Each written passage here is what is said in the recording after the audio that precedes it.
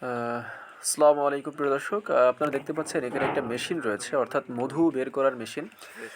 So এই মেশিনের মধ্যে 7 থেকে 8টা ফ্রেম বা চাক দেওয়া যায়। সো সেই কাজটাই করতেছে আমাদের খামারিটা। সো দেখতে পাচ্ছেন এখানে কিছু ফ্রেম দেওয়া হচ্ছে এবং এটা ঘোরানো হবে, এবং যখন নিচে মধু জমা হবে এবং পাইপ থেকে ওই ড্রামের মধ্যে গিয়ে মধু পড়বে। সো প্রিয় দর্শক, আজকে আমি বড় একটা মশারি, সেই মশারির ভিতরে আছি, অর্থাৎ মৌমাছির কামড় থেকে বাঁচার জন্য। সো গত কয়েকদিন আগে আমি এখানে এসেছিলাম। সো এখানে আসার পরে প্রায় 3 থেকে 4টে কামড় খেয়েছিলাম। সো এই জন্য আর কামড় খাওয়ার কোনো ইচ্ছা বা শখ কোনোটাই আর নাই। তো প্রিয় দর্শক, দেখতে পাচ্ছেন এখানে কিন্তু একটা হাতল দিয়ে ঘোরানো হচ্ছে এবং একটা বাতাসের চাপ ক্রিয়েট করা হয়, তার মাধ্যমে ভিতর থেকে মধু বাহিরে চলে আসে।